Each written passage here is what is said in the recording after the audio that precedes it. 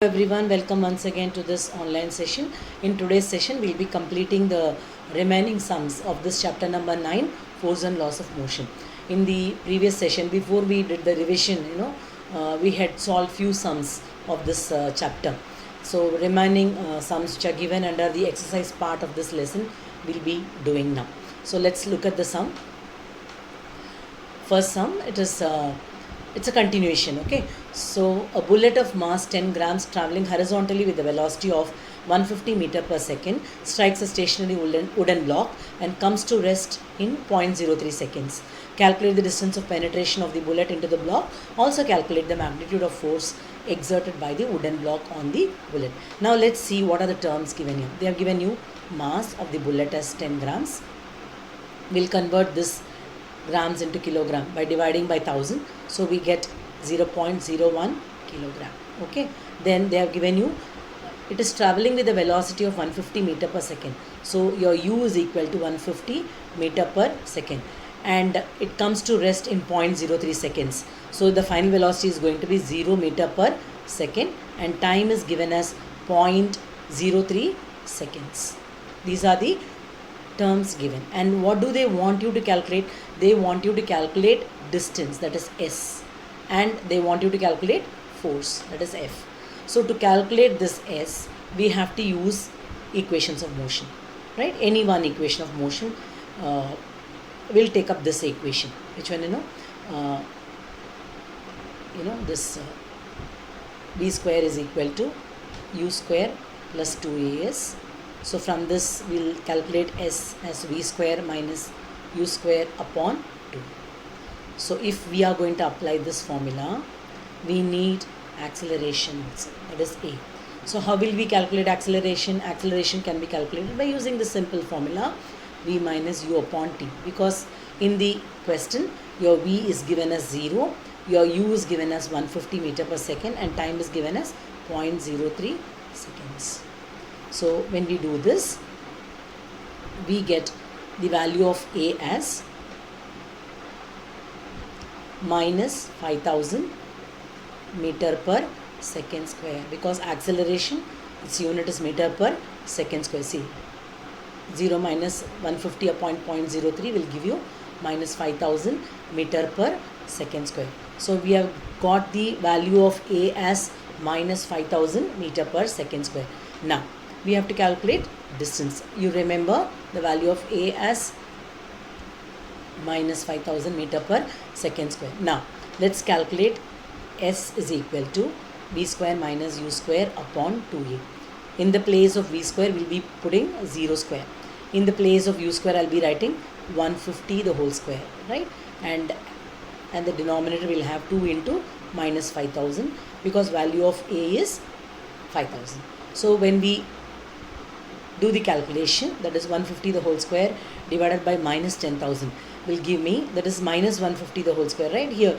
So minus value will, minus and minus will get cancelled, so you will have the final value as 2.25 meter per meters, because distance is calculated in terms of meters, that is SI unit, right? Now what else they have asked you to calculate? They had asked you to calculate force. So force can be calculated by using the formula F is equal to ma. We know the value of m. We had converted that into 10 grams to kilograms as 0.01 kilogram into your acceleration is minus 5000. When you multiply this, you get the value of force acting on it as minus 50 Newton. Newton is the unit for force. Again and again I'm telling you the units, because it's very, very important. Acceleration meter per second square, distance it's meters, SI unit, and your force, the unit for force is Newton.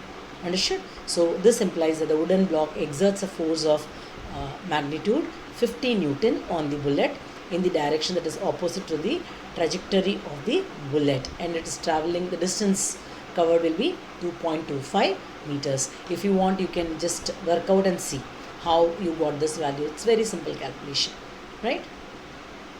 So let's move on to the next sum now. Let's look at the next sum now. An object of mass 1 kilogram is traveling in a straight line with a velocity of 10 meter per second collides with and sticks to a stationary wooden block of mass 5 kilogram.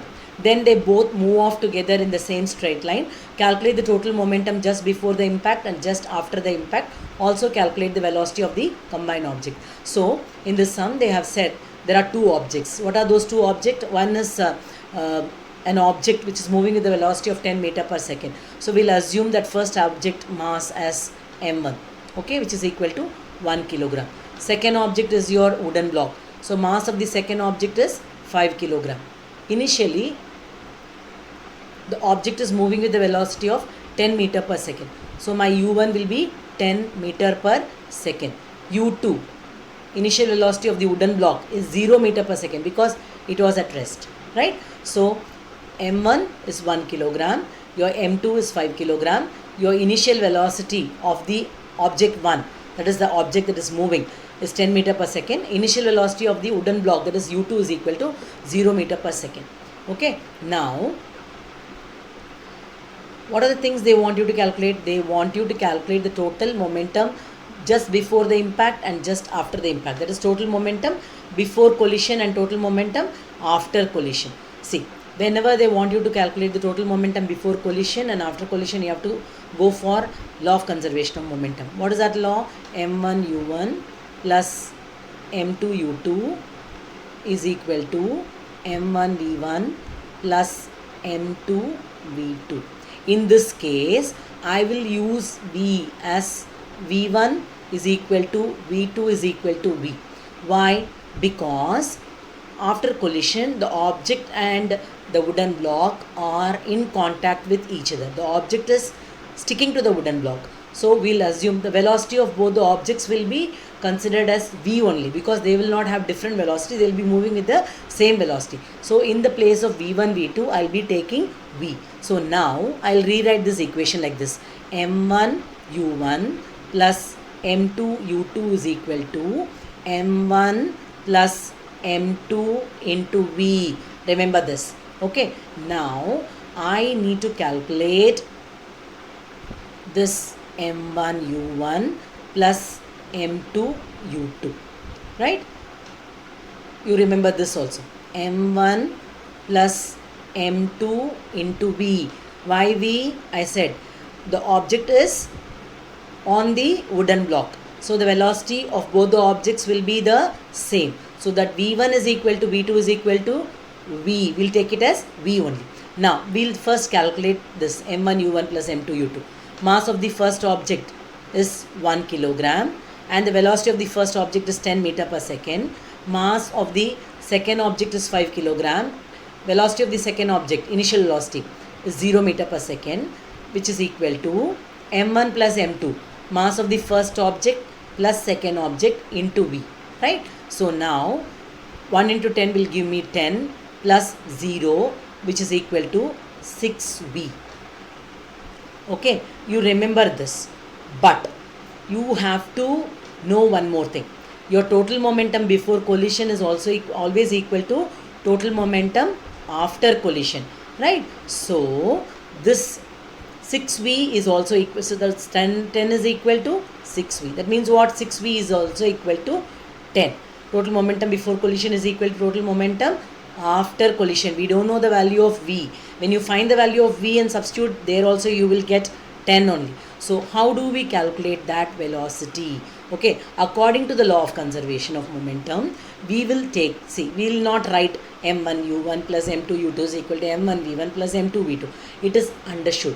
When m1 u1 plus m2 u2 is equal to 10 kilogram meter per second, your m1 v1 plus m2 v2 is also going to be equal to 10 kilogram meter per second.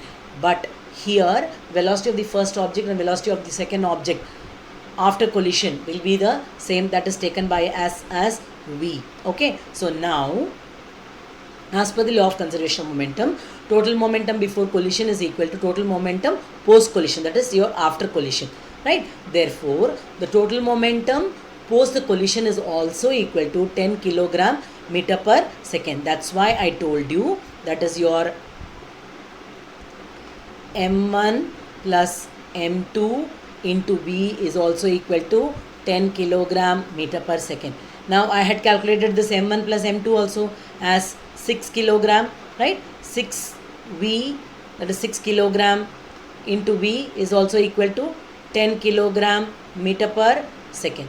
Now when I want v, it is 10 by 6, right? When you divide 10 by 6, you get 1.66 meter per second. That is your velocity of the combined object, right? Hope this is clear to you. Let's move on to the next sum. Now next sum. This is a very easy sum. Just look at the sum now. An object of mass 100 kilogram is accelerated uniformly from a velocity of 5 meter per second to 8 meter per second in 6 seconds. Calculate the initial and final momentum of the object. Also find the magnitude of the force exerted on the object. They have given you the mass of an object, and they have told that the object is initially moving with the velocity of 5 meter per second and then changes to 8 meter per second. They want you to calculate initial momentum and final momentum, and also the force exerted on the object has to be calculated. See now, you know the formula for momentum. What is that? P is equal to mv. Okay, so when we talk about initial momentum, we'll have this as mu. When we talk about final momentum, we will have it as mv. Initial momentum, final momentum. Okay, so that will be taken as mu and mv. Right, now let's see. Now mass of the object, it's m, which is equal to 100 kilogram. Okay, initial velocity of the object is 5 meter per second. Final velocity of the object is 8 meter per second. Okay, now time period given is 6 seconds. They want you to calculate the initial momentum, that is your mu, which is equal to 100 into 5 will give you 500 kilogram meter per second. Units kilogram meter per second. Then final momentum, your mv, which is equal to 100 into final velocity is 8, that is 800 kilogram meter per second. Right, now they want initial momentum and final momentum we have calculated. They want you to calculate the magnitude of the force. So what's the formula used for force? F is equal to ma. So what do we have to find here? Value of a. So how can we find the value of a? We can calculate by using the formula v minus u upon t, because we have the value of v as well as u, your initial velocity and final velocity. Therefore,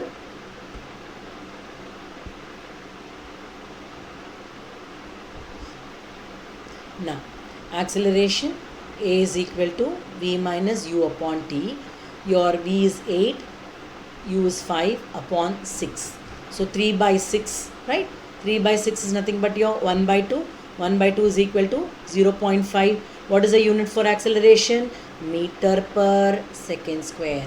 So we have calculated the value of a as 0.5 meter per second square. Now force is mass into acceleration. 100 is the mass into acceleration is 0.5, which will give me 50 kilogram meter per second square, which is nothing but 50 Newton. So the force applied is 50 Newton.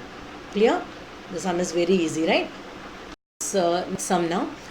It's a very easy sum. How much momentum will a dumbbell of mass 10 kilogram transfer to the floor if it falls from a height of 80 centimeter? Take its downward acceleration to be 10 meter per second square. They've just twisted and turned things, but the question is direct.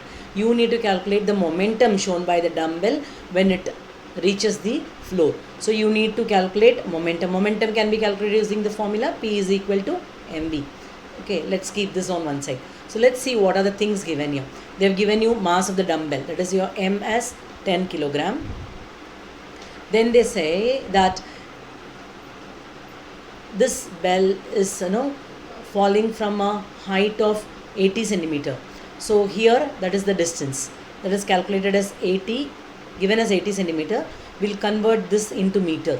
How will you convert centimeter to meter? By dividing by 100. So 80 divided by 100 will give me 0.8 meters, right? And then they have given you acceleration as 10 meter per second square. See, and they want you to calculate final velocity. Initially, the object is coming from a height. At initial velocity possessed by the object will be 0 meter per second. So you should find the value of v. When you find the value of v, you can easily calculate the value of momentum. Right? So now to calculate v, we have to use this equation of motion. Right? We need to calculate v. So we'll use this equation. V square minus u square is equal to 2as, or we'll take like this itself, v square is equal to u square plus 2as. Let's take this, right? In the place of u, it is 0 plus 2. Acceleration is 10 meter per second square. Distance, I told you to calculate in terms of meter because acceleration is meter per second square. So what's the distance we calculated in terms of meter? It is 0.8. So when you multiply this, you get 10 into 0.8 is 8, right? 8 2s are 16. So v square is equal to 16 meter square second square, right? Upon second square. So your v square is 16 meter square second square means your v will be root 16, that is equal to 4 meter per second. Got it? So I think with this we are coming to an end, and we have solved almost all the sums given in your textbook under this chapter, and notes are also sent. Kindly copy down the notes, okay, and we'll meet very soon with the revision for this chapter, and then we'll proceed further. Okay, I think this numericals are all very clear, it's all very easy. And in my first presentation itself, when we started with the sums, I had given you the formulas that you have to remember while solving sums based on force and laws of motion. Do revise that once again. Okay, have a good day. Till then, bye, take care.